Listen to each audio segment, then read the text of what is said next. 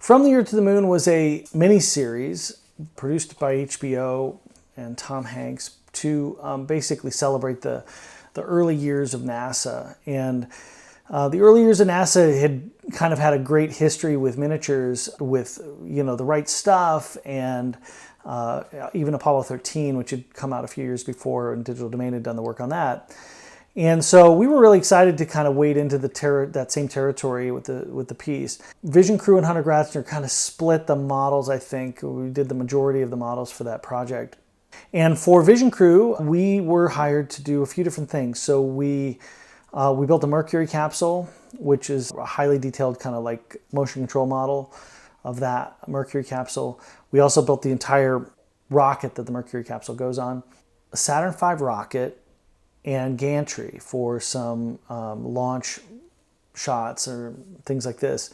So the producers were able to get a hold of the Apollo 13 models for the gantry and the Saturn V rocket. And these were huge models that Digital Domain had built. I think the Saturn V was like 20 feet tall.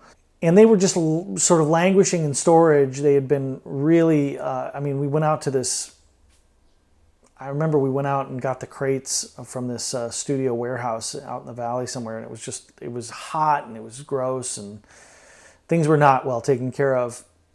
So we got these models back, and it was sort of like, well, just, put a new paint job on them and fix them up.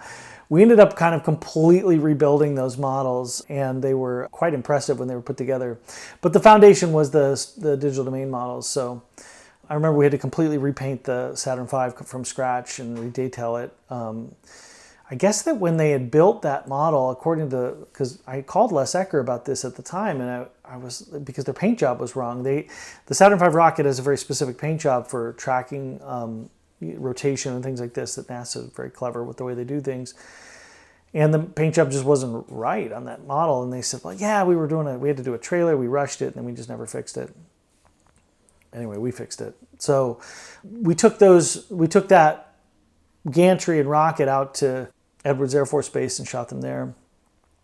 And the biggest model that we had to do From the Earth to the Moon was the Lunar Lander Research Vehicle, the LLRV, sometimes called the LLTV. Those are actually two different things. But in any case, is basically when Neil Armstrong was working on landing, had to train to land the lunar lander on the moon. They built this crazy contraption. It was a gimbal jet engine on a aluminum structure. I don't know how else to describe it. And then a pilot could sit in the front. And you sort of were balancing on a pencil, on the tip of a pencil. That's the way they described it, this pencil of thrust. And you were sort of balancing on that, and you had a chance to kind of train how to do that.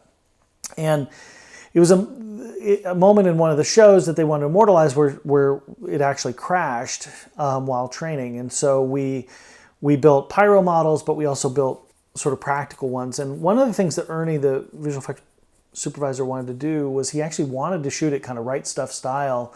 So the idea was to put it on a crane.